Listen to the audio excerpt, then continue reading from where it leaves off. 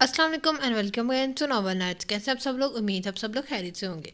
आज हम स्टार्ट करने वाले हैं इस नोवेल को। और इस नोवेल को स्टार्ट करने से पहले जिसने अभी तक मेरा चैनल लाइक एंड सब्सक्राइब नहीं किया तो kindly like and subscribe my channel and also press the bell icon. तो स्टार्ट करते हैं। ये स्टोरी है थोड़ी बिगड़ा अमीरज़ादा हीरो है और मासूम हीरोइन है। हिदायत पर है ये नोवेल। तो स्टार्ट करते हैं फिर। दूर तक बिछी स्याह तारकोल की सड़क इस वक्त रात के घोर अंधेरे में गाड़ी की तेज़ रोशनियों से और ज़्यादा स्याह और चिकनी महसूस हो रही थी। इंतहाई हमवार सतह पे फिसलती गाड़ी को ड्राइव करते हुए भी गाड़ी गैर मतवाजन हो रही थी। उसने सर झटक कर अपने दिमाग और आंखों पे गलबा पाने वाली नींद को पीछे धकेलना चाहा, लेकिन उसमें कामयाबी न हुई।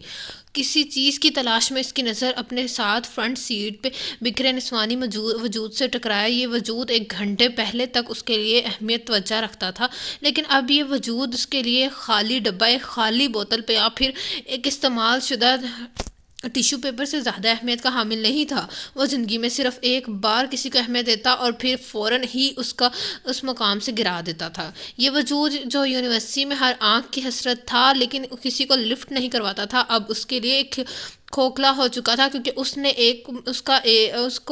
एक बार अहमियत दी थी और आज उसको अहमियत के इस मकाम से नीचे धकेल दिया था। आज उसने इसने स्वानी वजूद को इस्तेमाल करके अपनी ख्वाहिश पूरी की थी। अब इसे उस वजूद से कोई गर्ज ना था, नहीं ना थी इसलिए इसे नज़रअंदाज करके उसने अपनी मतलूबा चीज़ तलाश की, जो उसे अपने करीब ही गिरी हुई नजर आई। लाइट ग्रीन कलर के शीशी का ढक्कन खोलकर उसने मुंह से लगा लिया और चंद सेकंडों बाद बेहद करवाहट के बावजूद घनाहट चढ़ाकर शीशी को खाली करके गाड़ी से बाहर फेंक दिया था और गाड़ी के स्पीड को मज़ीद बढ़ा दिया। लेकिन शहर की हदूद में दाखिल होने तक उसके हिसाब दोबारा से जवाब दे गए।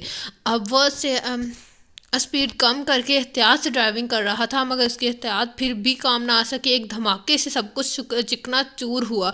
निशानी वजूद एक चीख के साथ होश में आया और फिर दोबारा बेहोश हो गया। वो खुद भी बेहरकत पड़ा था।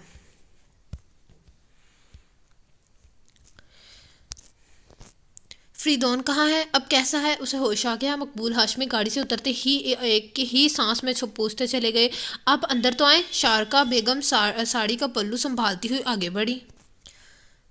शारका आप अंदर तो आए। शारका बेगम साड़ी को पल्लू संभालती हुई साड़ी का पल्लू संभालती हुई आगे बढ़ी। हॉस्पिटल की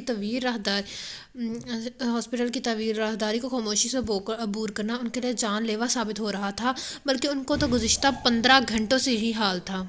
वो पिछले 10 दिनों से इंग्लैंड में थे और 15 घंटे पहले उनको फ़ोन ये फरीदौन हाशमी के एक्सीडेंट की इतला मिली थी और आज वो रात के 3 बजे की फ़्लाइट से इस्लामाबाद वापस आ गए थे और एयरपोर्ट से सीधा हॉस्पिटल पहुंचे थे, जहां शारका बेगम पहले से उनकी मुंतज़िर खड़ी थी। जमाल फरीदौन कैसे हैं? डॉक्टर जमाल को देखते ही मकबूल हाशमी बेकरार बढ़ गई। दुआ करो वह होश में आ जाए, उसके सर पे बहुत गहरी चोटें आई हैं। डॉक्टर जमाल आज खिलाफ मामूल वहाँ मौजूद थे। आखिर फरीदौन हाशमी उनकी दोस्त मकबूल हाशमी का एक लौता जिगर पारा था और इस वक्त वो एमरजेंसी रूम में था, वो जो 20 घंटे गुजरने के बाद भी होश में नहीं आया था।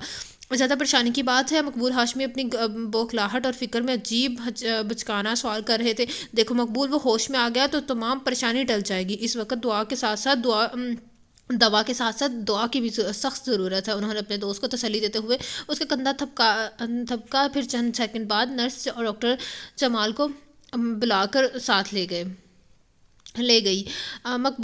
नर्स डॉक्टर जमाल को बुलाकर साथ ले गई।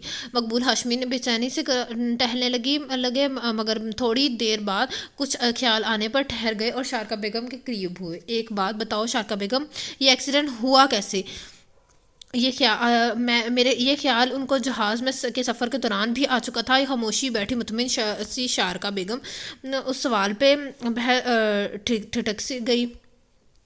जैसे एक्सीडेंट होते हैं वैसे ही हुआ होगा। उन्हें लापरवाही जाहिर करनी चाहिए। मैं ये नहीं पूछ रहा, मेरा मतलब है रात के 3 बजे वो गाड़ी में बैठा कहाँ सफ़र कर रहा था। वो अपनी बात से जोर दे कर बोले, वो के घर की उसके भाई की इंगेजमेंट पार्टी थी और फरीदौन इनवाइट था, इसलिए देर हो गई होगी। शारका बेगम अपने जवाब पे कायम थी और मकबूल हाशमी अपने सवाल पे। जिस रोड पे उसका एक्सीडेंट हुआ है वो रोड हमारे घर से वकी के घर तक नहीं, कहीं भी नहीं आता। और अगर फ़र्ज़ कर भी लें कि वकी के घर लेट गया हो गया, तो फिर इस रोड पर कैसे जा पहुंचा। वो शारका बेगम के करीब खड़े उनको गहरी घूसती नजर निगाहों से जांच रहे थे। तो फिर वो होश में आ जाए तो आप खुद पूछ लीजिएगा, मैं कुछ नहीं जानती। वो बेसारी से कहती हुई कमरे के पीछे से से पल्लू निकाल कर, कमर के पीछे से पल्लू निकाल कर आगे बढ़ गई।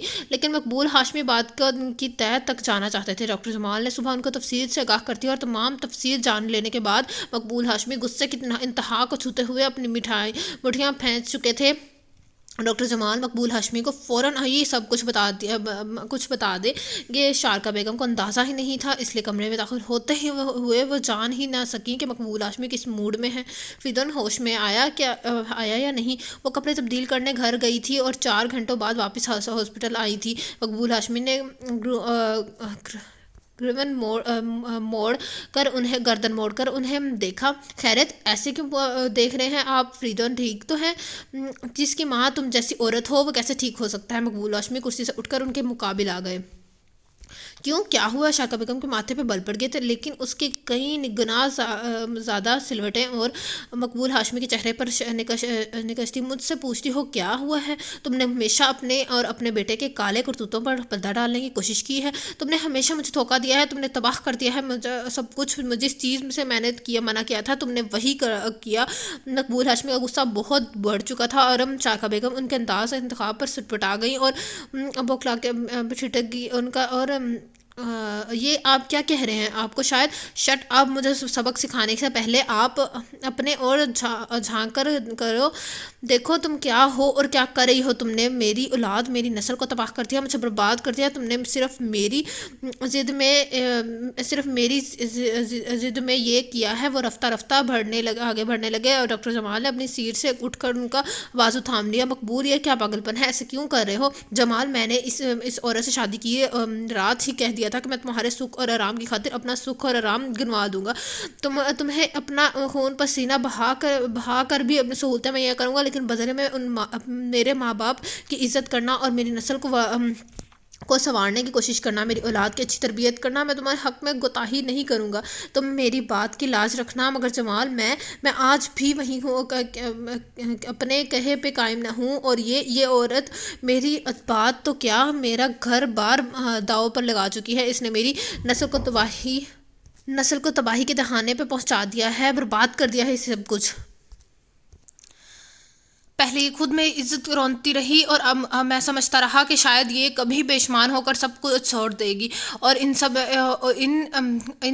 इसने तो मेरे बेटे को भी अपने रंग में रंग डाला है। अब वो शराब और शबाब किसे खेल रहा है आज अगर प्रेस को इस बात का पता चल जाए कि फ्रीदौन के साथ गाड़ी में एक लड़की भी थी और दोनों नशे की हालत में थे, तो तुम खुद सोच सकते हो मेरी पोजीशन क्या होगी। पहली बीवी क्लबों में नज़र आती रही, अब बेटा भी उनकी ही क्लबों में दिखाई देने लगा। मैं इन दोनों को माफ़ नहीं करूँगा जमाल। मैं इस औरत को बर्बाद कर दूँगा, तलाक दे दूँगा इस औरत को। वो कहते कहते एकदम दहाड़े थे और जमाल शाह उन्हें संभालते संभालते परेशान हो गए। मकबूल, प्लीज़, ये सब बातें घर की बातें हैं और ये अस्पताल है, क्यों अपना तमाशा बनवाना चाहते हो? उसने तमाशा बनवाया है। मैं इसको तबाह कर दूंगा। इसने मुझे तबाह किया है। उसका बस चलता तो वो शारका बेगम को नफासत से सवारे गए बालों से पकड़कर झंझोड़ डालते, लेकिन उन्हें डॉक्टर जमाल शाह ने काबू कर रखा था। शारका बेगम ने उस इज्जत अफजाई पे सुर्ख हो चुकी थी। सर, मिस्टर फ्रीदौन हाशमी होश में आ चुके हैं। आपको डॉक्टर जफ़र ने कॉल किया है। नर्स ने दरवाज़ा खोलकर इत्तला फराहम की। डॉक्टर जफरान से जूनियर थे। डॉक्टर जमाल शाह इत्तलाह मिलते ही फ़ौरन खड़े हो गए। मकबूल हाशमी भी उठ गए। एन बेटा, अंकल हाशमी के लिए एक कप चाय भिजवा दो। उन्होंने कमरे से निकलते से कबल नर्स को हिदायत जारी की थी। जी, अभी भिजवाती हूँ। वो पलट गई। उन 4 दिनों में वो इतना तो जान ही गई थी कि मकबूल हाशमी और डॉक्टर जमाल शाह में काफ़ी गहरे मरासम है। उससे फ़ौरन ही उनके लिए चाय भिजवा दी और ख़ुद अपने मुकर्रर वक़्त पे चिल्ड्रन अवार्ड में ड्यूटी पे चली गई। हाय स्वीटहार्ट, क्या हो रहा है? उसने बेड के पास आकर नरमी से कहा। बेड पर मौजूद बच्चा उसको देखकर खिल उठा। हालांकि उसके हाथ पर ड्रिप लगी हुई थी, फिर भी उसे देखकर सब भूल गया।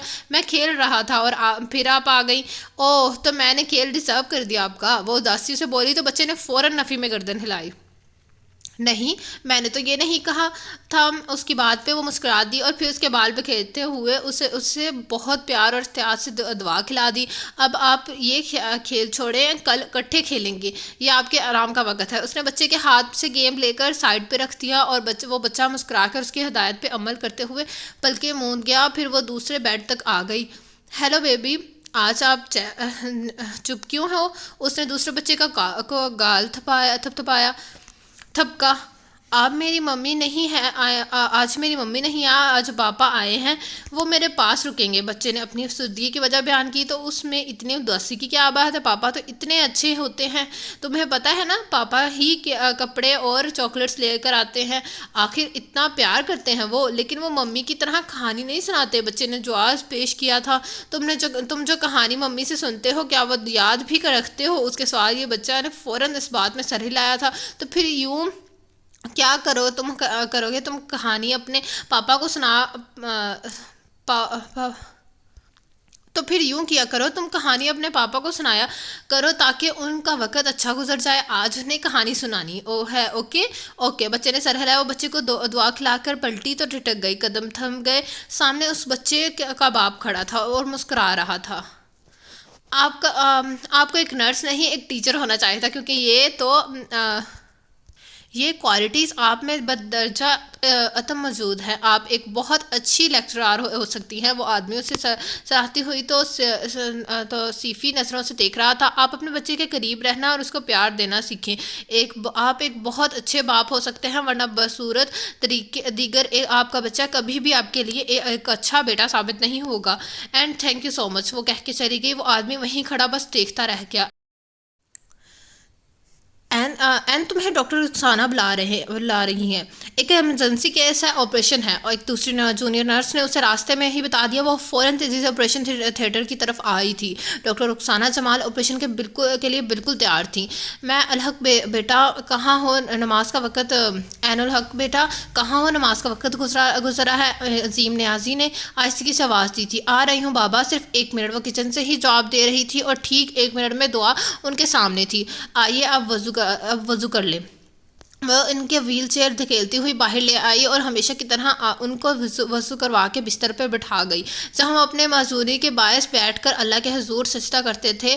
جب وہ نماز سے فارغ ہوئے، وہ بھی نماز ادا کر کے چائے بنا چکی تھی اور دونوں کپ لے کر ان کے کمرے میں آ گئی۔ آج آپ خوش لگتے ہیں، وہ ان کے چہرے پہ چھایا خوشی کا ہلکا سا عکس بآسانی دیکھ سکتی تھی۔ وہ دونوں باپ بیٹی ایک دوسرے کے تاثرات جاننے میں ماہر ہو چکے تھے۔ وہ گھر میں داخل ہوتے ہی خوشی کا سایہ دیکھ چکی تھی، لیکن استفسار ذرا دیر سے ہی کر رہی تھی۔ زبیدہ آپا کے ہاں آئلہ کا فون آیا تھا۔ وہ اپنی ساس کے ساتھ کل آ رہی ہے اور اس کی ساس کسی پروپوزل کا بھی کہنے آ رہی ہے۔ عظیم نوازی اس کی بات پہ یوں خوش تھے، عین الحق اچھی طرح جان سکتی تھی۔ بابا آپ پر پروپوزل کے چکر اور امیدیں دل سے نکال دیں۔ کیوں نہیں دیتے؟ آپ کو کافی اچھی طرح علم ہے، جب اس غربت کے دیوے کو ہم پر مہربان دیکھ کر آپ کی سکی بہن پیچھے قدم ہٹا چکی ہے، تو باقی لوگ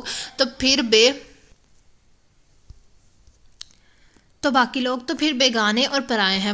وہ ہمارا احساس کرنے کا کوئی حق اور احساس نہیں رکھتے۔ ویسے بھی میں شادی نہیں کروں گی، مجھے آپ کے پاس رہنا ہے، آپ کی خدمت کرنا ہے، وہ کہہ کر ان کا ہاتھ تھام چکی تھی۔ لیکن بیٹا، اللہ تعالیٰ کچھ بھی کر سکتا ہے۔ جس طرح اس نے ہم پر غربت بھیجی، اسی طرح وہ ہم پہ بنا بتائے اپنا کرم بھی کر سکتا ہے، بیگانوں کو اپنا کر سکتا ہے، اپنوں کو بیگانہ کر سکتا ہے۔ یہ سب اس کے اپنے اختیارات میں ہے۔ انہوں نے بیٹی کا ہاتھ تھپکا۔ میں اس بات سے انکاری کب ہوں، وہ بڑا غفور الرحیم ہے، وہ جو چاہے کر سکتا ہے، مگر ابھی دل کو احساس ہوتا ہے کہ ابھی ہماری آزمائش کا دورانیہ ختم نہیں ہوا، ابھی کچھ مدت اور آزمائش کے پل صراط پر سے گزرنا ہے۔ خیر، تم اللہ سے دعا کر رہو بہتری کرے، اور ہاں کل جلدی آ جانا اور کچھ تیاری بھی کر لینا۔ انہوں نے پھر سے اسے اٹھتے دیکھ کر تاکیدگی کی تھی۔ اس نے مجبوراً سر ہلا کر دونوں خالی کپ اٹھا لیے۔ جمال کیسا ہے؟ کافی دنوں سے آیا نہیں۔ اس طرف وہ ڈاکٹر جمال شاہ کے بارے میں استفسار کر رہے تھے۔ پہلے کچھ مصروف تھے، کل شام کی ایک میٹنگ کے لیے لاہور چلے گئے، اب پتہ نہیں کب وہ واپس آئیں گے۔ اس سے کہنا تھوڑی فرصت نکال کر آ جائے، کافی دن ہو گئے۔ اس کی صورت دیکھ کے عظیم نیازی دلگرفتہ سے ہو گئے۔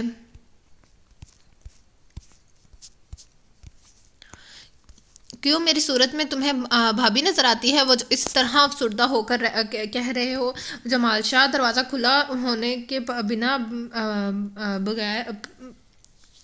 بغیر آہٹ کیے اندر آ چکے تھے۔ عین الحق چونک کر مسکرا دی اور عظیم نیازی انہیں دیکھ کر کرچی اٹھے تھے، چہرہ چمکنے لگا تھا۔ پگلے تجھے کیا پتا تو میرے لیے کیا ہے، تو میرا کون سا اثاثہ ہے؟ عظیم نیازی اپنے سامنے بیٹھتے جمال شاہ کو بہت پیاری نگاہوں سے دیکھ رہے تھے۔ آج بتا ہی دو کہ میں تمہارا کون سا اثاثہ ہوں؟ جمال شاہ فریش موڈ میں تھے۔ عین الحق کو دونوں کی باتوں میں دلچسپی محسوس ہوئی تھی۔ میرے دکھ بھرے درد سے پرماضی میں کوئی بھی خوشگوار اور قیمتی اثاثہ نہیں سوائے تمہارے۔ تم میری ماضی کا اثاثہ ہو، عین الحق میرے حال کا اثاثہ ہے، اور تم دونوں میرے مستقبل کا اثاثہ ہو۔ یہی بات تم نہیں جانتے۔ عظیم نیازی اپنے ہاتھ پہ دھرا جمال شاہ کا ہاتھ اپنے دوسرے ہاتھ سے دبا کر بولے، عین الحق بیٹا مبارک ہو، تمہارا باپ اس عمر میں فلاسفر ہو گیا ہے۔ وہ شرارت سے بولے تو عظیم نیازی نے گھور کر دیکھا، وہ ہنستی ہوئی وہاں سے کھانا بنانے چلی گئی۔ اسے معلوم تھا انکل جمال رات کا کھانا ان کے ساتھ کر ہی جائیں گی، کیونکہ وہ چائے سے انکار کر چکے تھے۔ سر مسٹر فریدون ہاشمی میڈیسن لینے سے انکار کر چکے ہیں اور ڈرپ بھی نہیں لگانے دے رہے۔ نرس نے پرائیویٹ روم سے واپسی سے شکایت کی۔ کیوں؟ وہ ایسا کیوں کر رہا ہے؟ ڈاکٹر جمال کو تشویش ہوئی۔ وہ اس وقت ایک آپریشن کی تیاری میں مصروف تھے، اس لیے اس کے روم میں جا کر پوچھنے کا ان کے پاس وقت نہیں تھا۔ وہ کہتے ہیں کہ ان کا بھی ابھی گھر جانا ہے، ان کے پیرنٹس کو بلائیں۔ نرس نے تفصیل بیان کی۔ پاگل ہے وہ سر جھٹک کر بولے تو پھر پاس سے گزرتی عین الحق کو دیکھ کر بروقت کچھ خیال آنے پر روک لیا۔ پلیز تم اس پیشنٹ کو ہینڈل کرو، میڈیسن دو، اس کی میڈیسن کا ٹائم ہو رہا ہے، جب تک ہم فارغ ہو جاتے ہیں۔ وہ ذمہ داری اسے سونپ کر آپریشن تھیٹر میں چلے گئے۔ عین الحق ان کا حکم بجالاتی پرائیویٹ روم کا راؤنڈ لگانے لگی۔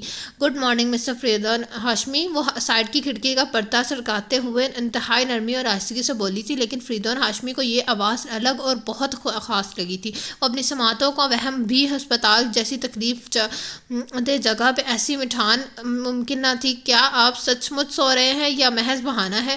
وہی آواز بند آنکھوں کے باوجود اپنے کو بہت قریب محسوس کر رہا تھا، اس سے بیشتر کہ وہ وہاں سے رخصت ہو جاتی۔ فریدون ہاشمی نے یہ دیکھنے کے لیے وہ حقیقتاً آواز سن رہا تھا، فوراً آنکھیں کھول دی۔ وہ جیتے جاگتے منظر کی طرح جیتی جاگتی موجود تھی۔ خوبصورت پرکشش موٹی موٹی براؤن آنکھیں فریدون ہاشمی کو ایک لمحہ مبہوت سا کر گئیں۔ وہ اسے آنکھیں کھولتے دیکھ کر پیچھے ہٹ گئی تھی۔ وہ تھوڑا دور ہٹی تو فریدون نے اسے سر تاپا دیکھا اور یہ جانتا تھا میں دیر نہ لگی کہ وہ ایک نرس ہے، کیونکہ اس کا یونیفارم اس بات کا خود ثبوت پیش کر رہا تھا۔ ڈرپ پہلے سے تیار رکھی تھی۔ عین الحق نے بازو سے کپڑا ہٹا کر سرنج انجیکٹ کر دی، لیکن اس کی ماہیت نوز تھی، اب وہ اس میں میڈیسن دینا چاہتی تھی۔ مسٹر فریدون ہاشمی میڈیسن کھا لیں پلیز، انتہائی نرم لہجے میں، جیسے وہ کسی دلکش التجا کر رہی تھی۔ خود کو مخاطب کرنے کی وجہ سے وہ زور سا چونک کر متوجہ ہوا تھا اور پھر نظر اس کی گلابی ہتھیلی پر ٹھہر گئی تھی۔ مجھے میڈیسن اچھی نہیں لگتی، وہ بالآخر بولا۔ میڈیسن ہمیں ٹھیک کرتی ہے، ہمارے درد ختم کرتی ہے، زخم مٹاتی ہے، ہمیں دوبارہ سے چلنے پھرنے کے قابل بناتی ہے، اور ہم آسانی سے کہہ دیتے ہیں کہ میڈیسن اچھی نہیں لگتی۔ عجیب بات ہے آپ کی۔ وہ مصنوعی خفگی کا اظہار کرتی بہت مہارت سے اسے دوا کھلانے لگی، یہ امادہ کر رہی تھی۔ اچھا تو پھر آپ میڈیسن نہیں کھائیں گے تو کیا کریں گی؟ وہ فیصلہ کن انداز سے دریافت کر رہی تھی۔ میں گھر جانا چاہتا ہوں۔ وہ بیڈ پہ تکیوں کے سہارے بمشکل نیم دراز تھا۔ تو چلے جائیں، آپ کو روکا کس نے ہے؟ اٹھیں، شاباش، جائیں اپنے گھر۔ اس نے بہت آرام سے فریدون کے اوپر اوڑھی گئی چادر کو ہٹایا تھا۔ فریدون نے چونک کر اس عجیب سی نرس کو دیکھا جس کے چہرے پہ چیلنج بہت واضح نظر آتا۔ فریدون نے اپنی کوہنی کے بل پہ اٹھنے کی کوشش کی اور زور لگانے کی وجہ سے کئی خاموش درد اور ٹیس اٹھی۔ اس درد کی لہریں بے تابی سے گردش کرنے لگی، وہ ناکام ہوتے ہوئے کراہ کر رہ گیا۔ عین الحق کے چہرے پہ نرمی بکھر گئی۔ کیوں لیٹ گئے؟ کیوں نہیں، آپ کو تو گھر جانا تھا نا۔ وہ دوبارہ چادر سے اس کے اوپر ڈال چکی تھی اور دعا بھی اس کی طرف بڑھا چکی تھی۔ اگر آپ جلد از جلد اپنے گھر جانا چاہتے ہیں تو یہ اچھی چیز کھانی ہوگی، کیونکہ یہی اب آپ کا علاج ہے۔ اس کے بغیر آپ یوں ہی بستر پر پڑے رہیں گے اور اٹھنے کی محض کوشش کرتے رہیں گے۔ اس نے انتہائی آرام سے دعا نکال کر نگل لی تھی اور پھر چند سیکنڈ بعد وہ جا چکی تھی، لیکن فریدون اسے سوچنے میں مجبور ہو رہا تھا، نہ جانے کیوں۔ آئلہ اور اس کے بچے کو دیکھ کر مل کر وہ بہت خوش ہوئی تھی، لیکن آئلہ کی ساس کو دیکھ کر منہ بنایا تھا۔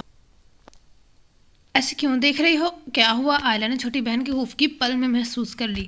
کچھ نہیں، آپ لوگ بیٹھے، میں وہیں آ رہی ہوں۔ اس نے آئلہ کو بھی بابا کے کمرے میں بھیج دیا تھا اور پھر تھوڑی دیر بعد ٹرے لے کر وہاں چلی آئی تھی۔ اچھا بیٹی، اب کیا کرتی ہو؟ نویدہ بیگم، آئلہ کی ساس نے بہت پیار سے عین الحق سے پوچھا۔ وہی جو پہلے کرتی تھی، اس نے جب بھی جواب میں کوئی کسر نہ چھوڑی تھی۔ یہ آئلہ تو کہہ رہی تھی کہ تم وہ منحوس نوکری چھوڑنے والی ہو اور نئی نوکری کی تلاش ہے۔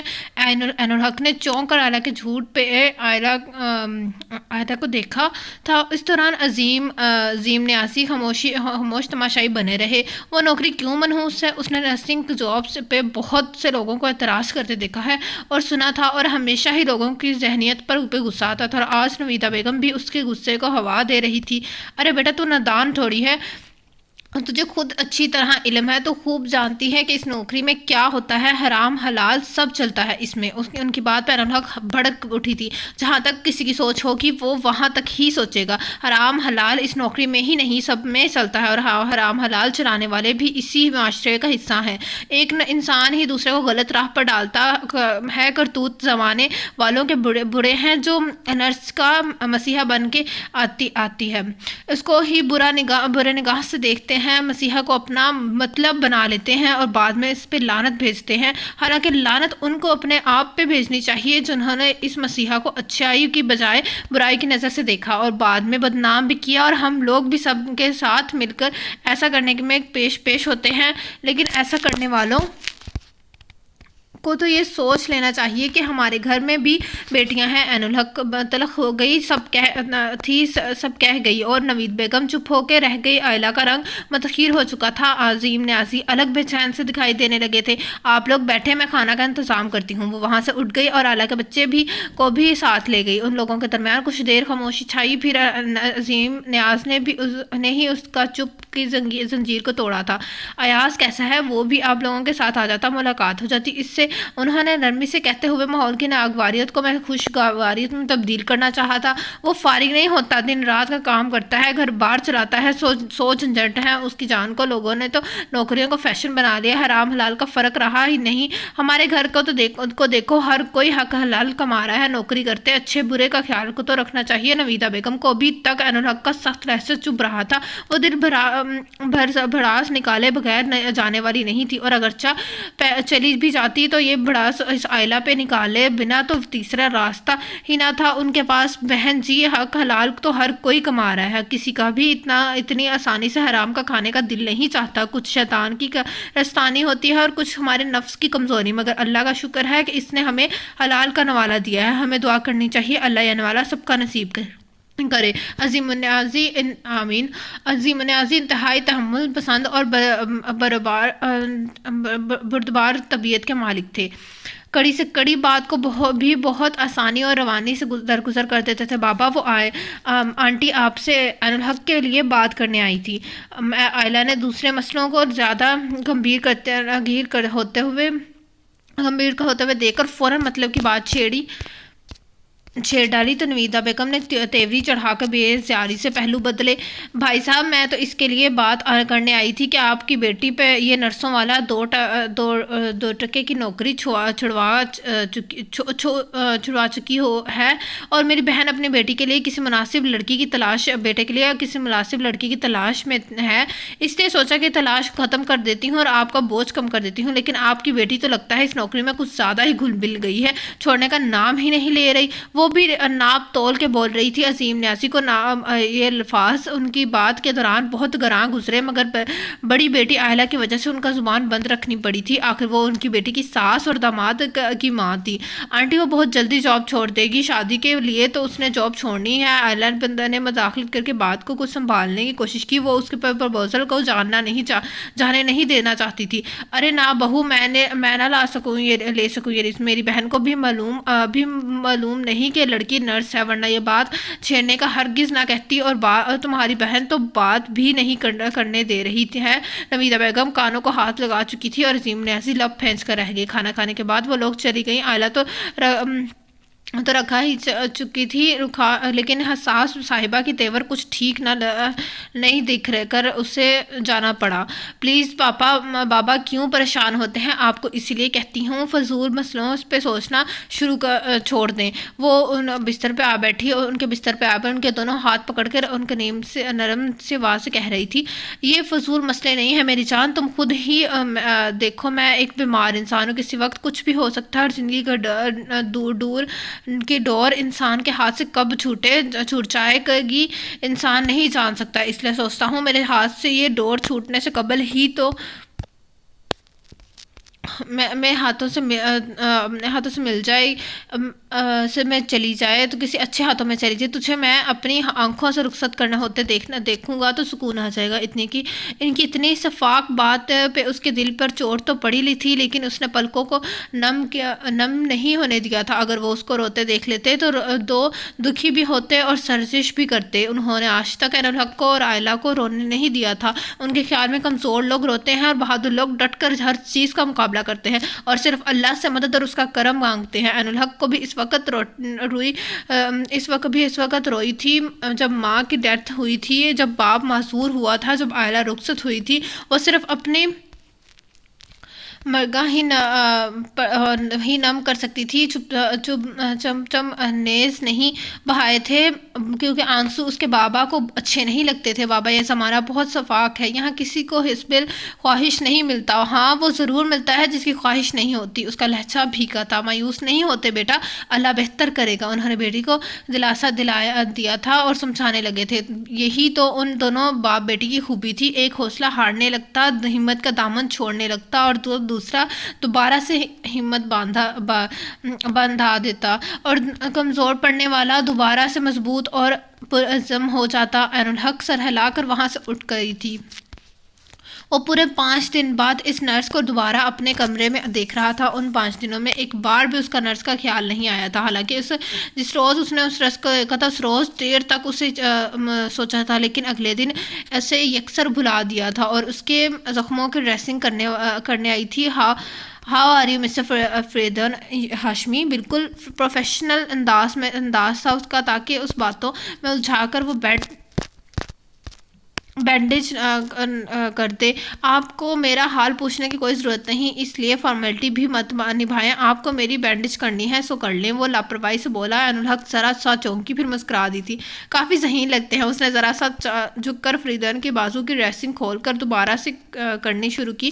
آپ کافی گڈ لکنگ اور چارمنگ بھی ہے۔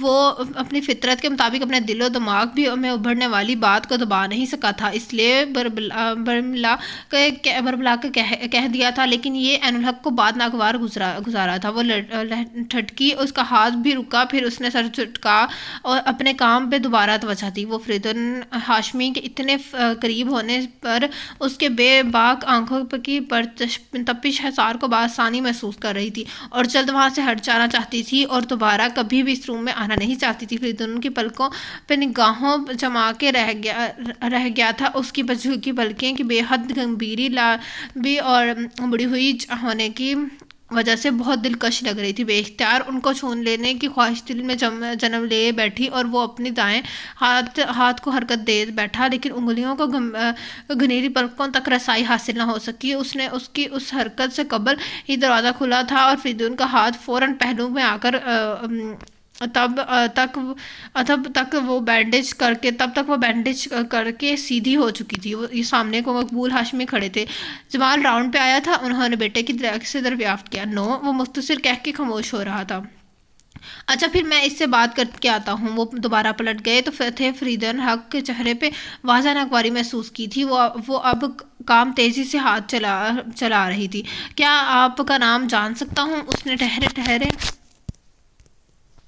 ٹھہرے ہوئے پرسکون انداز میں دریافت کیا۔ سب لوگ سسٹر کہہ کر مخاطب کرتے ہیں۔ وہ اس کے لیے ٹیبلٹ نکال رہی تھی، جواباً لفظ چبا کر بولی تھی، میں آپ کا پروفیشنل نام نہیں، آپ کا اصل نام اور ذاتی نام پوچھ رہا ہوں۔ وہ یوں اتنا پرسکون انداز میں پوچھ رہا تھا جیسے وہ اس کا باعث ثانی بتا دے گی۔ مسٹر فریدن ہاشمی، ہمارے کام میں بنام کی کوئی اہمیت نہیں ہوتی اور ہمارا کام صرف خدمت کرنا ہوتا ہے، اور وہ جو بھی نرس یا سسٹر کہہ کے پکارے فوراً اس کی خدمت میں حاضر ہو جاتے ہیں، کیونکہ یہی ہمارا کام اور یہی ہمارا نام ہوتا ہے۔ وہ کہہ کے اطمینان سے مڑی۔ تب فریدن کے 3 ادر فرینڈ حارث، سائم اور وکی کے اندر داخل ہو چکے تھے۔ تینوں نے بیک وقت عین الحق کو دیکھا تھا۔ اوہ! سائم نے فریدن کو معنی خیز نظروں سے دیکھ کر ہونٹ سکیڑے اور اپنے اوہ کو کچھ لمبا کھینچا تھا۔ باہر نکلتی عین الحق کے تن بدن میں شعلے سے لپک گئے تھے۔ فریدن ہاشمی اپنے حلقہ احباب میں بے حد نمایاں مقام رکھتا تھا۔ اس کے دوست اور قریبی جاننے والے اسے اپنی تمام بری عادات کی وجہ سے استاد مانتے تھے، کیونکہ اپر کلاس میں اس وقت اس جیسا ضدی ٹک نکچڑا، خوبصورت، اکلوتا اور ساتھ ہی بگڑا ہوا کوئی دوسرا میرزادہ نہیں تھا، اور اگر تھے بھی تو اس کے مقابلے کے ہرگز نہ تھے۔ یہی وجہ تھی کہ وہ یونیورسٹی اور صنف نازک میں زیادہ پاپولر تھا۔ لڑکیاں اس کی طرف راغب نظر آتی تھیں اور وہ اس بات سے بھرپور فائدہ اٹھاتا تھا۔ وہ اپنی 24 سالہ زندگی میں اب تک وہ کتنے ہی شکار کر چکا تھا، اور لڑکیاں اس کے سامنے اپنا سب کچھ ہار کر بھی بے پناہ خوش ہوتی تھیں، لیکن فریدن آج تک خود کبھی کسی کے آگے نہیں ہارا تھا۔ اسی بات پہ وہ فخر کرتا تھا۔ اس کے فرینڈز اس کی اتنی خوش قسمتی پر رشک کرتے تھے کہ وہ ماں باپ کا اکلوتا بیٹا تھا، تنہا جائیداد کا وارث، پھر خوبصورت ذہانت اور تعلیم، اور سب سے بڑی بات کہ لڑکیوں کے والہانہ توجہ کا مرکز بھی تھا۔ یہی محرکات فریدن ہاشمی کو ضدی ہٹ دھرم بنانے کے ساتھ ساتھ اسے 7ویں آسمان پہ بھی بٹھا چکے تھے، اور وہ خود پہ ناز کرتا تھا۔ اسے اپنے سامنے کسی کے منہ سے نہیں سننے سے بہت چڑ تھی۔ فریدن ڈسچارج ہو کے گھر جا رہا تھا تو راہداری میں عین الحق کو دیکھ کر پکار لیا، ہیلو نرس! اس نے سائڈ پہ مڑتی عین الحق کو متوجہ کیا تھا۔ وہ چونک کر رک گئی۔ آج وہ فریدن ہاشمی کو پورے قد سے کھڑا دیکھ رہی تھی، البتہ وہ بہت فریش نہیں تھا، مگر پہلے کی نسبت کچھ بہتر نظر آ رہا تھا۔ یس، وہ اسے سوالیہ نظر سے دیکھنے لگی، کیونکہ وہ جانتی تھی فریدن ہاشمی اس وقت کافی ضبط کیے کھڑا تھا، کیونکہ اس کی ٹانگ ابھی پوری طرح ٹھیک نہیں ہوئی تھی۔ میں آج گھر جا رہا ہوں، اس نے عجب بے تکی سی بات کہی تھی تو عین الحق کا انداز اور ناپاکتلا لہجہ ابھی بھی بدلا نہ تھا۔ آپ کا نام وہ آج بہت دنوں بعد دہرا رہا تھا، جس کا جواب عین الحق گول کر کے چلی گئی۔ سسٹر یا پھر نرس؟ وہ کہہ کے شانے اچکا گئی۔ وہ اسے دیکھ کر مسکرایا تھا، لیکن میں کچھ اور کہنا چاہتا ہوں۔ عورت کو کچھ اور کہنے اور پکارنے کا حق صرف ایک مرد کو ہوتا ہے، اور وہ مرد اس کا شوہر ہوتا ہے، اس لیے آپ میرے شوہر ہرگز نہیں ہیں، اور میں آپ کو کچھ اور کہنے کا حق بھی کبھی نہیں دے سکتی۔ وہ کہہ کے مڑ گئی تھی، کیونکہ وہ فریدن کے عقب سے ڈاکٹر جمال شاہ، ڈاکٹر ظفر اور مقبول ہاشمی کو آتے ہوئے دیکھ چکی تھی۔ وہ حیرت سے کھڑا الجھن کا شکار تھا۔ وہ لوگ قریب آ گئے۔ چلو بیٹا، باہر گاڑی تیار ہے، تم یہاں اکیلے کیوں کھڑے ہو؟ وہ ڈاکٹر جمال شاہ فریدن کی صحت یابی پہ بہت خوش نظر آ رہے تھے اور باہر گاڑی تک ان کا بھجوانے آئے تھے۔ مقبول ہاشمی بھی اسپتال سے آزاد ہوئے یا اللہ کا شکر ادا کر رہے تھے، مگر فریدن کا ذہن نہ جانے کیوں ہسپتال میں ہی اسپتال میں ہی اٹکا رہ گیا۔ عظیم نیازی اور جمال شاہ کی دوستی 8ویں کلاس میں سے چلی آ رہی ہے۔ دونوں ایک ہی ایریا کے رہنے والے تھے اور دونوں کا خواب بھی ایک ہی تھا، یعنی ڈاکٹر۔ اب فرق صرف اتنا تھا کہ عظیم نیازی مڈل کلاس سے متعلق رکھتے تھے اور جمال شاہ کا کافی امیر کمبیر فیملی کے چشم چراغ تھے، لیکن پھر بھی عظیم نیازی کے والد نے دن رات ایک کر کے بیٹے کو تعلیم دلوانے شروع کیا، اور ان کی ٹف اسٹڈی کے لیے جمال شاہ کی طرف سے عظیم نیازی کو بھی ہاسپٹل بھجوا دیا گیا تھا کہ وہ بھی دوسرے اسٹوڈنٹس کی طرح پوری یکسوئی سے پڑھ سکے، لیکن اس کے نصیب میں یہ تعلیم نہیں تھی۔ اس خواب اور تعلیم کو ادھورا رہنا تھا، سو ادھورا ہی رہا۔ عظیم نیاسی ایف ایس سی کے پیپرز کی تیاریوں میں تھے جب باپ کے ڈیتھ کی ہولناک خبر ان کو دہلا گئی۔ ان کا اپنا خواب بھی چھوڑا کہ واپس گھر آنا پڑا، اور 3 بہنوں کا اکلوتا بھائی ہونے کے ناطے ساری ذمہ داری چھوٹی سی عمر میں ان کے کندھوں پہ آ گئی۔ باپ کے بعد روزگار کی تلاش میں جگہ جگہ دھکے کھانا پڑے۔ کچھ حالات بھی تو باری باری بہنوں کے فرض ادا کرنے میں لگے، اور ماں نے بیٹیوں کے بعد بہو بھی لانا چاہی، لیکن وہ بھی اپنے آپ کو اور اپنے گھر کے حالات کو شادی کے لیے نہیں سمجھتے تھے اور مسلسل انکار کرتے رہے، مگر ماں کے بار بار کہنے پہ ان کو اس فیصلے میں پر بھی مجبور کر دیا تھا۔ شادی کے فوراً بعد ہی ماں بھی چل بسی اور وہ بھی اپنی نوکری سے بھی محروم ہو گئے، اور وہ دوبارہ نوکری کی تلاش میں تھے، اور پھر ان کی اسلام آباد میں ایک چھوٹی موٹی نوکری مل گئی۔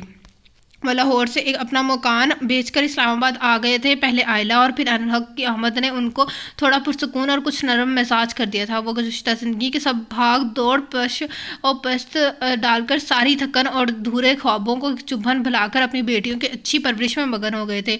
1-2 بار انہوں نے جمال شاہ سے رابطہ کرنے کی کوشش کی، مگر ناکامی ہوئی۔ معلوم ہوا کہ جمال شاہ اسپیشلسٹ کرنے امریکہ گئے ہیں۔ ان کی بیوی بہت اچھی تھیں اور بیٹیوں میں تو وہ اپنی جان سمجھتے تھے۔ عائلہ کو اردو ادب میں ماسٹرز کرنے کا شوق تھا، اور انہوں نے ان کا یہ شوق پورا کر دیا تھا۔ عین الحق کو وہ ایک ڈاکٹر کے روپ میں دیکھتے تھے، لیکن اس لیے میٹرک کے بعد اسے ایف ایس سی میں داخلہ دلوا دیا تھا۔ وہ بھی اپنے بابا کے خواب کو پورا کرنے کے لیے بہت پرجوش تھی، لیکن قسمت نے ایک بار پھر عظیم نیازی کے امتحان میں ناکام کر دیا۔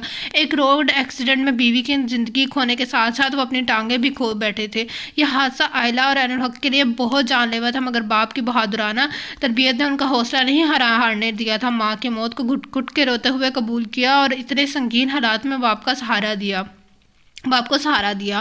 عائلہ کی نسبت اپنی پھوپھی ذات سے 1 سال پہلے ہی طے ہو چکی تھی، لیکن اس حادثے کے بعد ان لوگوں نے بھی فوراً ہی آنکھیں پھیر لیں۔ پھوپھی نے بغیر بتایا ہی اپنے بیٹے کی شادی کسی اور دوسری جگہ کر دی، اور بھائی کے سامنے بہانہ کر دیا کہ بیٹا اپنی پسند سے بیوی لے آیا ہے۔ عظیم نیازی خاموش ہو کے رہ گئے۔ انہیں احساس ہو چکا تھا کہ ان کی معذوری ان کی بیٹیوں کے لیے کتنی نقصان دہ ثابت ہوگی۔ اسی تفکرات میں پڑھ کر وہ اور بھی بیمار رہنے لگے۔ عائلہ قریبی پرائیویٹ اسکول میں جاب کرنے لگی، باپ کا علاج بھی کروانا شروع کر دیا۔ ایک روز اتفاقاً وہ لوگ ڈاکٹرز جمال شاہ کے اسپتال پہنچ گئے، جہاں عظیم نیازی اور جمال شاہ ایک دوسرے کو دیکھ کر حیرت سے گنگ ہو گئے تھے۔ عظیم نیازی کے چہرے پر خوشی اور رقص جگمگا رہا تھا، مگر جمال شاہ اپنے اتنے قریبی دوست کے حالت پہ دھواں ہو چکے تھے۔ ان کو اپنی بصارتوں پہ جیسے یقین نہیں ہو رہا تھا۔ جمال، کیا دیکھ رہے ہو؟ انہیں اپنی جگہ کھڑے دیکھ کر عظیم نیازی نے خود ہی بازو دعا کر دیے تھے، اور جمال شاہ ان کے سینے سے لگ کے پھوٹ پھوٹ کر رو دیے۔ انہیں عظیم نیازی کو اس حال میں وہ دیکھ کر بہت دکھ ہوا تھا۔ انہوں نے ہمیشہ عظیم نیازی کو ڈھونڈنے کی کوشش کی، مگر ہمیشہ ناکام رہے، اور آج وہ کس مقام پہ ملے تھے جب عظیم نیازی سب کچھ ہار کے بیٹھ گئے تھے۔ انہوں نے اپنے ایک دوست کا کانٹے سرے سے علاج شروع کیا۔ عائلہ اور عین الحق کے سر پہ دست شفقت رکھا، اپنی بیویوں بچوں کو اس سے ملوایا۔ ان کے صرف 2 ہی بچے تھے، نومی اور زری۔ نومی 12 سال کا اور زری 10 سال کی۔ ڈاکٹر جمال شاہ کی بیوی رخسانہ جمال بھی ڈاکٹر تھیں، اور وہ اپنا کلینک چلا رہی تھی۔ وہ بھی عائلہ، عین الحق اور عظیم نیازی سے مل کر بہت خوش ہوئی۔ رفتہ رفتہ جمال شاہ نے اپنے دوست کی غیر محسوس طریقے سے مدد کرنی شروع کر دی۔ انہوں نے سب سے پہلے ایک جانے والے کے توسط سے عائلہ کے رشتہ طے کروایا، پھر کچھ عرصے بعد اس کی شادی بھی کروا دی۔ عظیم نیازی نے جمع پونجی بیٹی کی شادی پہ خرچ کر ڈالی۔ وہ جمال شاہ پہ بار نہیں ڈالنا چاہتے تھے۔ عائلہ کی دوسری کے بعد وہ گھر چلانے کی فکر عین الحق کے کندھوں پہ آ پڑی تھی۔ ان باپ بیٹی کا گریز دیکھتے ہوئے جمال شاہ نے عین الحق کو نرسنگ کا مشورہ دیا، اور ساتھ ہی اسے تعلیم جاری رکھنے کا بھی کہا تھا۔ ہر طرف سے مجبور بے بس وہ ہو چکنے کے بعد عین الحق نے ان کی بات مان لی، اور پرائیویٹ BA کرنے کے ساتھ ساتھ وہ نرسنگ کرنے لگی، اور اپنے ساتھ ساتھ اپنے باپ کی ذمہ داری میں بھی نبھانے لگی۔ اس نے اپنے باپ کی خدمات میں کوئی کسر نہ چھوڑی تھی۔ اس نے بیٹی ہونے کا حق ادا کر کے دکھایا تھا۔ اور عظیم نیازی اپنی بیٹی کی اتنی چھوٹی سی عمر میں اتنی سمجھداری اور سعادت مندی پہ اس کے لیے دعائیں دیتے نہ تھکتے تھے۔ اس میں صبر اور ہمت عظیم نیازی کے طرح ہی کوٹ کوٹ کے بھرے ہوئے تھے۔ عقل و فہم میں اپنے باپ کی کاپی تھی۔ عظیم نیازی کو بھی اپنی چھوٹی بیٹی سے بے پناہ محبت تھی اور وہ جلد از جلد اس کو اپنے گھر کا کر دینا چاہتے تھے، مگر بہت سے لوگوں کو عین الحق کی جاب سے بے اعتراض تھا۔ پہلے بھی پرپوزل اسی وجہ سے لوٹ کر جا چکے تھے۔ عین الحق کو لوگوں کی نرسنگ کے خلاف بات پہ آگ لگ جاتی تھی۔ رکو فریدون، کہاں جا رہے ہو؟ اس کے اچانک سیڑھیوں اتر کر کوریڈور کی سمت بڑھتے دیکھ کر شارکا بیگم چونک گئی۔ تب ہی لاؤنج کے صوفے پر سے اٹھ کر اس کے سامنے آ گئی تھی۔ وائے، وہ ماں کو اس طرح اپنے سامنے دیکھ کر الجھ گیا اور ناگوار بھی گزرا۔ میں تم سے تمہارے آنے جانے کا نہیں پوچھ سکتی؟ وہ خفگی سے گویا ہوئی۔ وقت بے وقت کی مداخلت میں پسند نہیں کرتا۔ وہ بھی ان کا ہی سپوت تھا اور وہی زبان بول رہا تھا وہ اسے بچپن سے اب تک سکھاتی آئی تھی۔ وہ انہیں وہیں کھڑا چھوڑ کر باہر آ چکا تھا۔ اپنی ریڈ اسپورٹس کار وہیں کر ہوائیں میں اڑاتے ہوئے اپنے مخصوص ٹھکانے پہ پہنچ چکا تھا، جہاں اسے جیسے کئی اور لوگ تھے اور چہرے بھی موجود تھے۔ ہائے فریدون، ہیلو فریدون، ہرے فریدون آیا ہے۔ ایسے ہی اور بھی شمار فکرے اور سوالات مختلف زبانوں اور لوگوں میں نے ادا کیے تھے، لیکن اسے کسی بھی وہ ایک چیئر گھسیٹ کر بیٹھ چکا تھا۔ وکی اور سائم بھی اس کے پاس آ کر بیٹھ گئے۔ طبیعت کیسی ہے اب تمہاری؟ وکی نے گلاس لبوں سے ہٹاتے ہوئے دریافت کیا۔ میں طبیعت ٹھیک کرنے میں ہی آیا ہوں، اس کا مطلب، اس نے بہت ہی آرام سے کہا۔ وکی اور سائم اس کا مطلب سمجھ کر مسکرا دیے تھے۔ کیا چاہیے، دیسی اور ولایتی یا ولایتی؟ نہیں، مجھے ان دونوں میں سے کچھ نہیں چاہیے، مجھے کچھ الگ چاہیے، کسی الگ سی چیز کی طلب ہے۔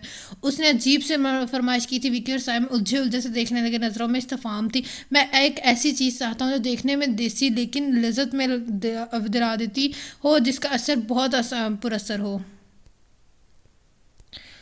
فریدون کے لہجے کا اور انداز میں نہ جانے کیا تھا کہ اس کی شیطانی دماغ کا خیال اس کی شیطانی دماغ کے دوستوں تک فوراً ہی پہنچ چکا تھا۔ یعنی اس نرس جیسا چاہیے۔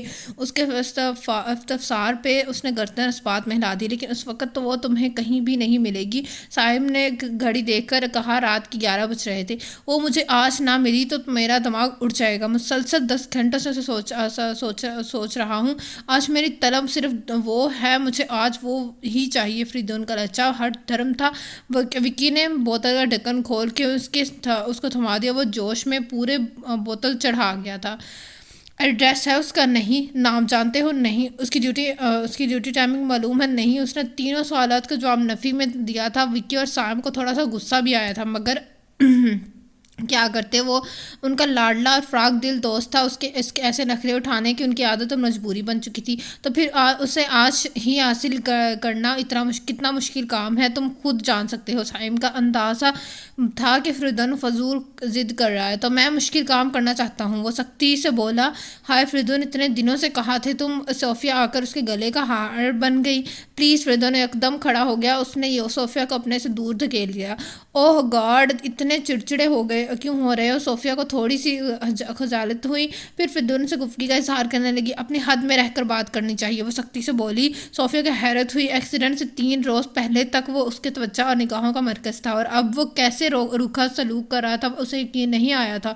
اب وکی اور سائم صوفیہ کو کیا بتاتے کہ وہ ایک بار ہی اہمیت دیتا ہے، بعد میں دیکھنا بھی پسند نہیں کرتا۔ میں تم لوگوں کا باہر انتظار کر رہا ہوں۔ وہ ایک بوتل اٹھاتا ہوا اس شور ہنگامے سے باہر چلا گیا، اور پھر ٹھیک 1 گھنٹے بعد وہ اپنے دوستوں کے ساتھ ہمراہ ہسپتال میں موجود تھا۔ وہ نرس کہاں ہے؟ لہجے کو وہ مشکل لڑکھڑانے سے روک کر متوازن انداز میں سوال کیا۔ ریسپشن پہ موجود لڑکی نے فوراً اپنے سامنے موجود لڑکوں کو حالت بھانپ لی تھی۔ کون سی نرس؟ اس لڑکی نے دریافت کی تھی۔ وہی جو 2 مرتبہ میری ٹریٹمنٹ کے لیے آئی۔ فریدون نے بے رابطہ سا کہہ رہا تھا۔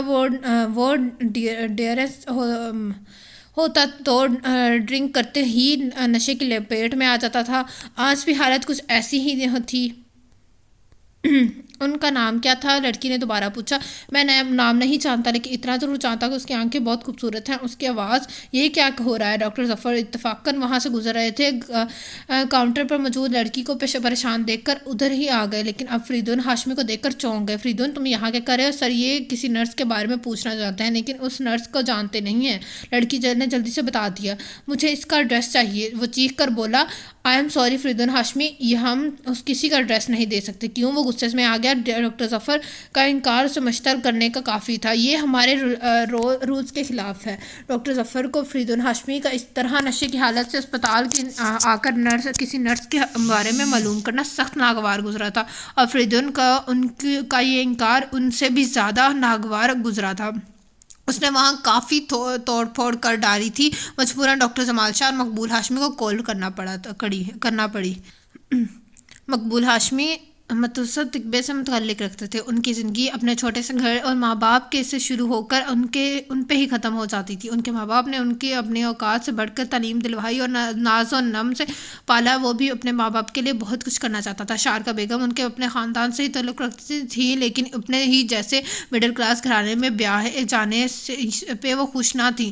ان کی کیفیت پہلے ہی نظر میں مقبول ہاشمی نے جان لی تھی، اور اسی رات شارفا بیگم سے ایک وعدہ کیا تھا کہ ایک عہدہ باندھا تھا۔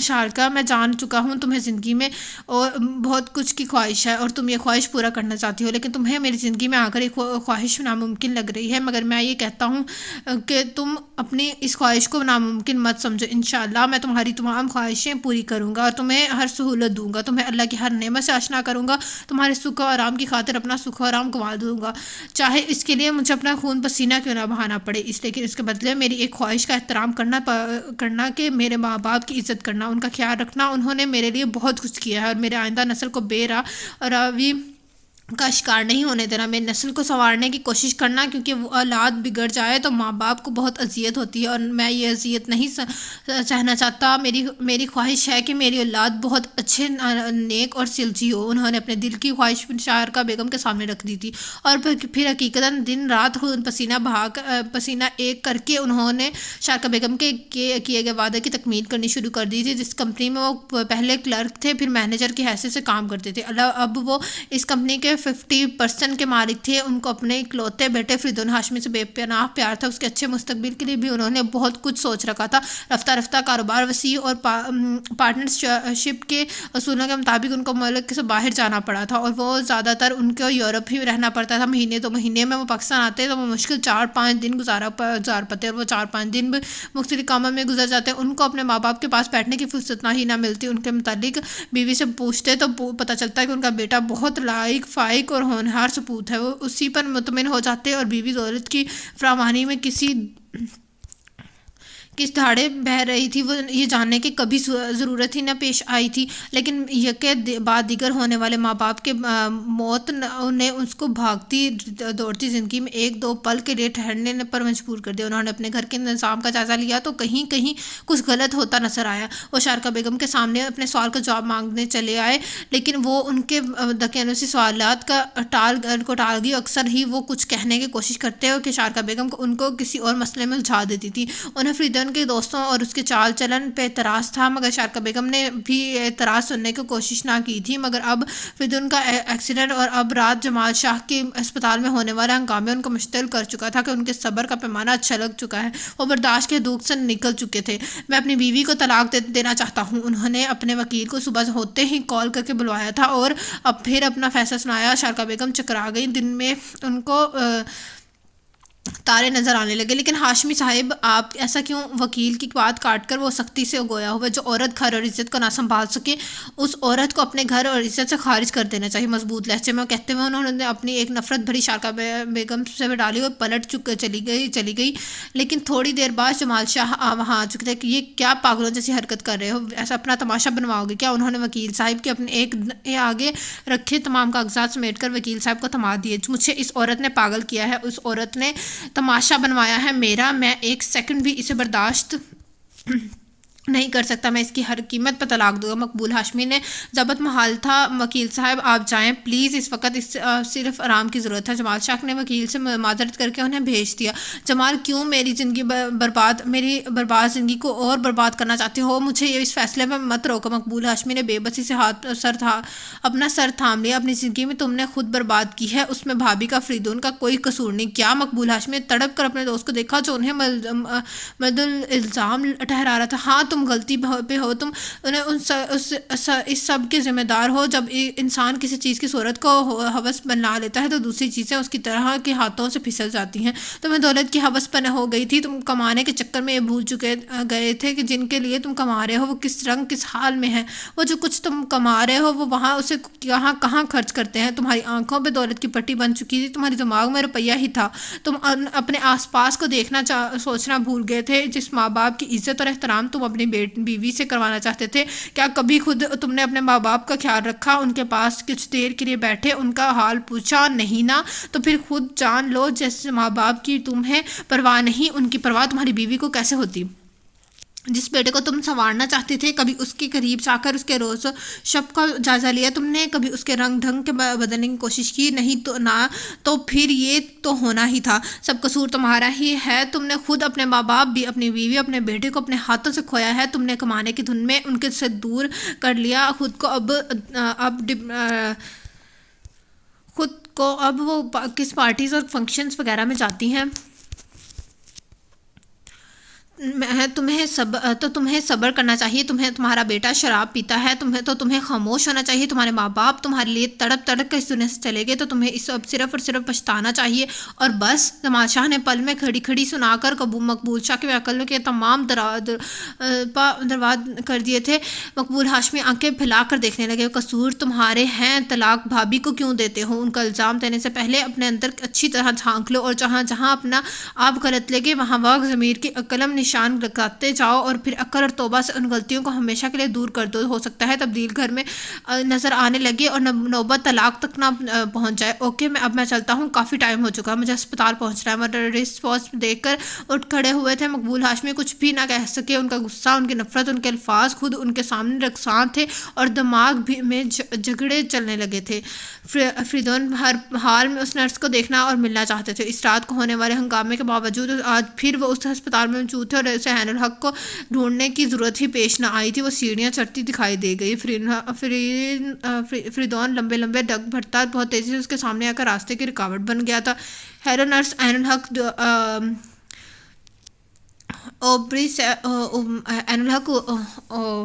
پری سیڑھی پہ قدم رکھتے تھم گئی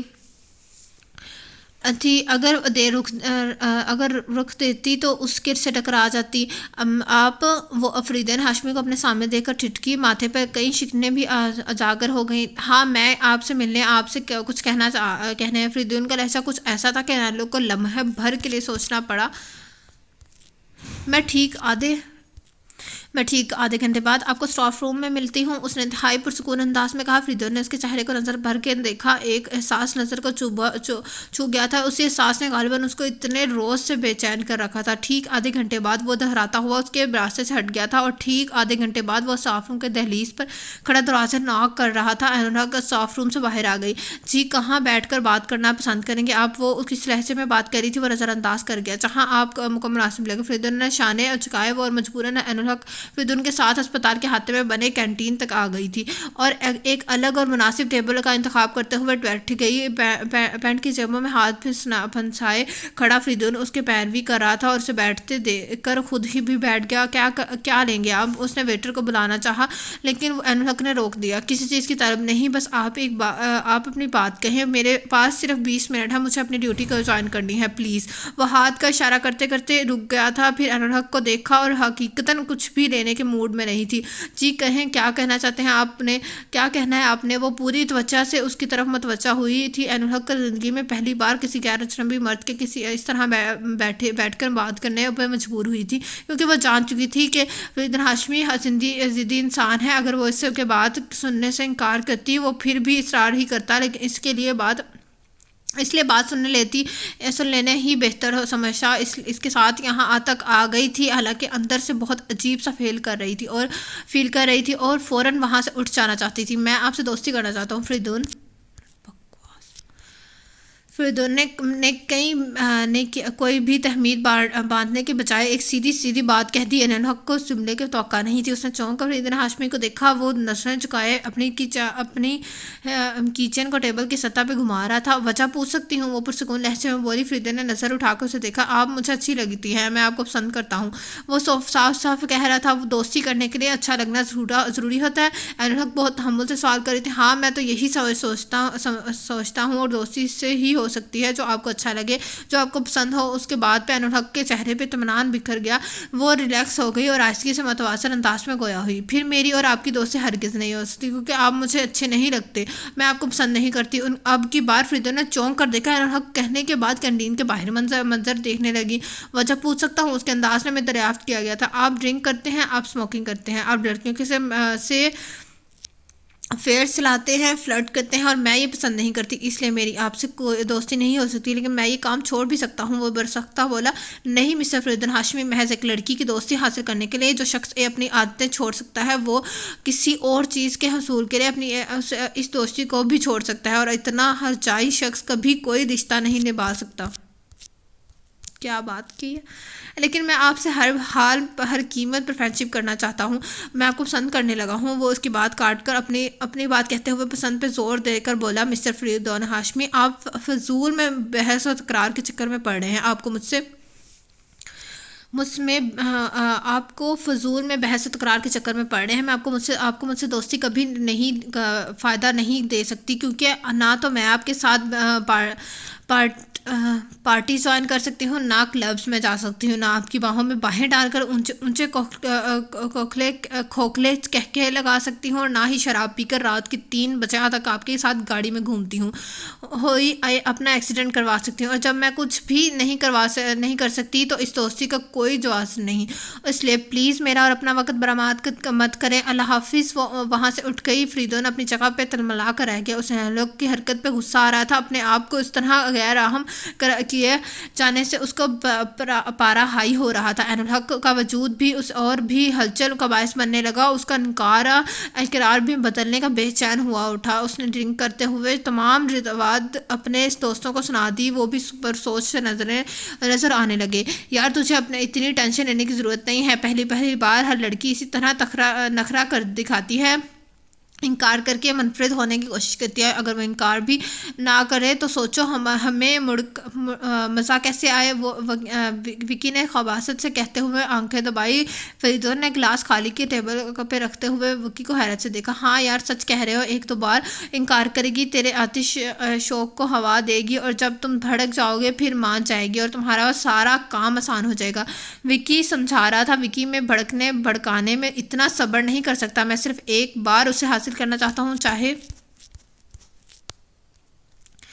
جیسے بھی ہو۔ فریدون کا لہجہ سخت تھا۔ وکی نے اسے گھور کر دیکھا۔ تو پھر کرو حاصل۔ اس نے فریدون کو اس کے حال پہ چھوڑ دیا۔ فریدون 3 دن بعد پھر اس کے سامنے تھا۔ جی فرمائیے، آپ کیا پرابلم ہے آپ کو؟ وہ اسپتال کے ہاتھے سے باہر نکل رہی تھی جب ریڈ اسپورٹس کار سے نکل کر وہ اس کے مقابلے آ کھڑا۔ میں آپ سے دوستی کرنا چاہتا ہوں۔ وہ وہی ضدی سا انداز اپنائے وہ وہی بات دہرائے رہا تھا جس سے وہ 2-3 روز پہلے انکار کر چکی تھی۔ انل حق نے نظر اٹھا کر اپنے سامنے کھڑے فریدون ہاشمی کو سرتاپا دیکھا تھا۔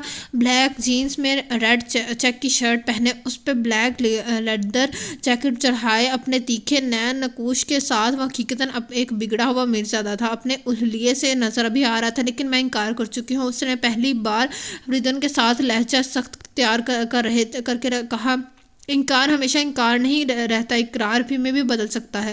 مسٹر فریدون ہاشمی، وہ لڑکیاں اور ہوتی ہیں جن جن کے دھوکے میں آپ میرے پیچھے بھاگ رہے ہیں، میرا انکار آپ کبھی بھی اقرار میں نہیں بدل سکتے، یہ بات آپ کو ذہن میں رکھ لینی چاہیے۔ وہ کہہ کر سائڈ سے ہوتی ہی گزر جانا چاہا، لیکن وہ دوبارہ اس کے سامنے آ گیا۔ لیکن ایک بات آپ کو بھی ذہن میں رکھ لینی چاہیے کہ میرا نام بھی فرید الدین ہاشمی، جو کہتا ہوں کر کے رہتا ہوں۔ اس کی آنکھوں میں ایک چیلنج کرے لے رہا تھا۔ عین الحق نے اس کی شکل کو بغور دیکھا اور کچھ حل سوچنے کی کوشش کی۔ مسٹر فرید الدین ہاشمی، آپ کو شاید احساس نہیں ہے کہ ایسے رشتے زبردستی نہیں بننے کا، بلکہ خود بخود بن جاتے ہیں۔ اس نے ذرا تحمل اور سکون کو سمجھانے کی ناکام کوشش سے کی۔ میں بن جانے کا ویٹ نہیں کر سکتا ہوں، آپ اپنی دوستی کی شرائط بتا دیں، میں پورا کروں گا۔ وہ خبیث سا آدمی اسے بھی پاگل کرنے کا ارادہ رکھتا تھا۔ دیکھیں، جب میں دوستی ہی نہیں کرنا چاہتی، شرائط کیوں رکھوں گی؟ اور ایک بات بتا دوں، جو شرائط ہوں وہ دوستی نہیں ہوتی، سراسر دغا اور دھوکہ ہوتا ہے۔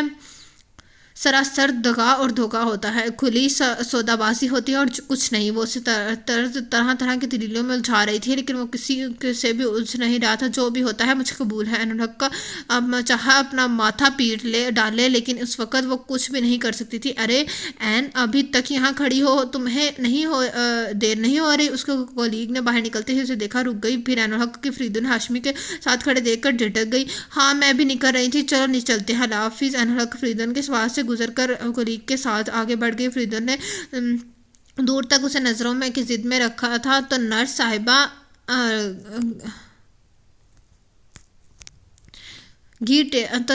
گھی ٹیڑھی اور انگلی سے نکلنا نہیں چاہتا، کوئی بات نہیں، یہ بھی ٹیڑھی انگلی سے نکلنا چاہتا ہے، کوئی بات نہیں، یہ بھی کر دیں گے۔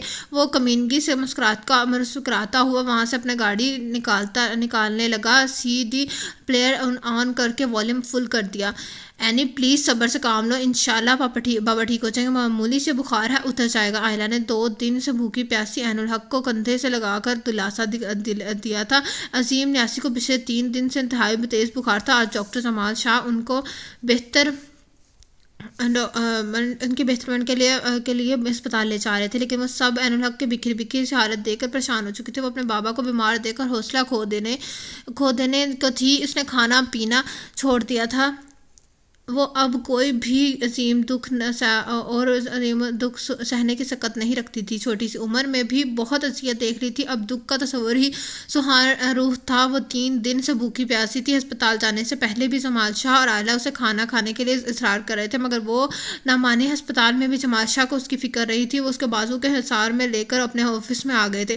بیٹھو بیٹا، عین الحق بیٹھ گئی۔ رخسانہ آنٹی بھی وہاں ہی تھیں۔ وہ دونوں میاں بیوی اس کی طرف ہی دیکھو بیٹا، اپنے بابا کا حوصلہ سہارا صرف تم ہو، وہ تمہارے دم سے جی رہے ہیں، تم مضبوط ہو تو وہ بھی مضبوط ہیں۔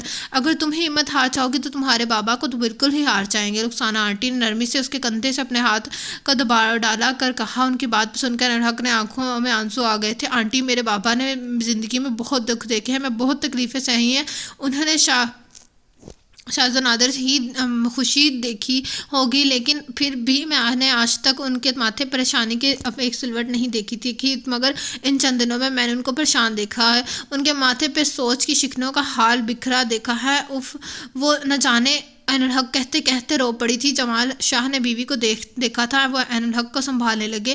انہوں نے کسی طرح سمجھا بجھا کے عین الحق کو رخسانہ آنٹی کے ساتھ اپنے گھر بھجوا دیا تھا، جہاں زری اور نومی اسے دیکھ کر کھل اٹھے تھے۔ این آپی، واہ، مزہ آئے گا۔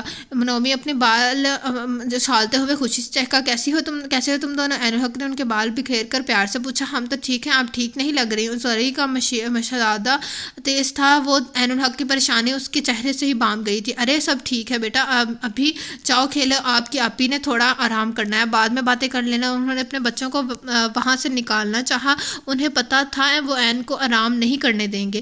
تو کیا آپی صرف آرام کرنے آئی ہیں؟ ہم سے باتیں کرنے نہیں آئی، نومی نے خفگی سے کہا۔ کریں گی باتیں، لیکن ریسٹ کرنے کے بعد۔ اوکے، یو میں گو ناؤ، انہوں نے گھور کے کہا تو دونوں بہن بھائی سر جھکا کر نکل گیا۔ ڈاکٹر رخسانہ جمال عین الحق کو ٹیبلٹ کھلا کر کمرے سے باہر آ گئی۔ انکل بابا کیسے ہیں؟ جمال شاہ صبح ناشتہ کرنے گھر آئے تو عین الحق کو کافی بے تاب بیٹھے دیکھے. ایک بات بتاؤں بیٹا، تمہارے بابا پہ صرف تمہاری ہی حق ہے. وہ اپنا کوٹ صوفہ پہ ڈال کر خود ہی بھی بیٹھ گئے. عین الحق ان کا مطلب بھی نہیں سمجھی، اور جب سمجھی تو شرمندہ ہو گئی. آئی ایم سوری انکل، میں جانتا ہوں کہ تمہیں اپنے بابا سے بہت پیار ہے، لیکن یہ بھی تو دیکھو، رات بھر اس کے پاس اس کی بڑی بیٹی تھی، اس کا دوست، اس کا بھائی تھا، پھر اس کا چھوٹا سا نواسا تھا، اور اتنے لوگوں کی تیمارداری کے بعد اس نے ٹھیک تو ہونا تھا. وہ پہلے سے بہت بھی بہتر ہے. اسے عائلہ سے ناشتہ کروا کے ڈاکٹر ظفر کی ذمہ داری پہ چھوڑ کے آیا ہوں، اور خود ناشتہ کر کے دوبارہ جا رہا ہوں. ان کی تفصیلی جواب پہ وہ نادم سی ہو گئی. انہوں نے مسکراتے ہوئے اٹھ کر اس کا سر تھپکا. پگلی، اگر وہ تمہارا باپ ہے تو ہمارا بھائی ہے. تمہارا باپ بعد میں بنا، پہلے وہ ہمارا بھائی تھا، اس لیے اس کی فکر تم سے زیادہ ہم کو ہے، اور سمجھے. اور اب ٹھیک سے ناشتہ کرو اور ہاسپٹل جا کر اپنی ڈیوٹی جوائن کرو. باپ کی فکر اس کی سے لگ کر کے بیٹھنے کی ضرورت نہیں ہے. انڈرسٹینڈ. وہ تخملم سے بہرے لہجے میں بولے تو عین الحق کا سر اس بات میں ہلا کر مسکرا دی. یار تجھے اتنا پریشان ہونے کی ضرورت ہی کیا ہے؟ ایک معمولی سی نرس بڑی آسانی سے مان جائے گی. سائم اس کو آسان راستہ دکھا کر رہا تھا. میں اسے صرف ایک رات کے لیے حاصل کرنا چاہتا ہوں. اس کے لیے جو کچھ بھی مانگے گی میں دوں گا، بس وہ ایک رات کے لیے. حامی تو بھرے فریدن کے دل و دماغ میں عین الحق کا سراپا اس کا عکس جیسے جم کے رہ گیا تھا. وہ اپنے دھیان کو کہیں اور موڑ نہیں پا رہا تھا. اس کا ایک بار اپنی دسترس میں دیکھنا چاہتا تھا، اس کے بعد ایسے عین الحق سے کوئی سروکار نہ ہوتا. وہ ہمیشہ ہر لڑکی کو ایک بار ہی اہمیت دیتا، بعد میں ان کے قریب جانا بھی ناگوار گزرتا. میں نے آج تمہارا لیے ایک خاص تحفہ سلیکٹ کیا ہے. آج کی رات تم اس تحفے کو انجوائے کرو، پھر اس نرس والے معاملے سے بات ہوگی. وکی اس کی بات پہ فریدون نے استفہامیہ نظروں سے دیکھا. یار آج بہت سردی ہے، سوچا کچھ گرم ماحول بناتے ہیں. میرا فلیٹ خالی ہے اور پرسکون بھی، اور تمہاری کلاس فیلو سارا بھی کافی دنوں سے تمہارے آگے پیچھے منڈلا رہی تھی. تم نے غور نہیں کیا، لیکن میں نے آج اسے کہہ دیا کہ فوراً فریدون تم کو آج میرے فلیٹ پہ انوائٹ کرا. وہ فوراً مان گئی. وکی کے خباثت کی ریکارڈ قائم کر رہا تھا. فریدون بیزار ہوا. مجھے ایسی کسی چیز کی ضرورت نہیں، میں نہیں جا رہا. اس نے انکار کیا. وکی نے گھور کے دیکھا. سائم اور حارث بھی انہیں کی طرف متوجہ تھے. یار ایک بار نظر دھیان سے ڈال کر دیکھنا، تمہیں خود احساس ہوگا وہ کیسی چیز ہے. داد دو گے میرے انتخاب کو؟ اس نے فریدن کو زبردستی پہ اپنے فلیٹ پہ چھوڑا اور سارا کو بھی بھیج دیا. لیکن سارا کی اس ساتھ ٹائم گزار کر بھی فریدن کے دماغ کا فطور نہ نکل سکا. وہ ایک ہی چیز کی دھن میں پاگل ہو چکا تھا. اس نے آج تک اپنے انداز میں اس قدر شدت محسوس نہیں کی تھی. اتنی طلب اسے کبھی نہیں ہوئی تھی، مگر اب اس کا سونا جاگنا، کھانا پینا سب ایک پیاس ایک شدت بن گیا تھا. تو یہ تھا آج کے ناول کا فرسٹ پارٹ کا ہے. انشاءاللہ ہم اس کے سیکنڈ پارٹ پڑھیں گے کل. اور جس نے ابھی تک میرا چینل لائک اور سبسکرائب نہیں کیا تو کہانی لے کر subscribe my channel, also press the bell icon. آپ سے لوگوں سے ملاقات ہوگی کل اس ناول کے سیکنڈ پارٹ سے. اللہ حافظ.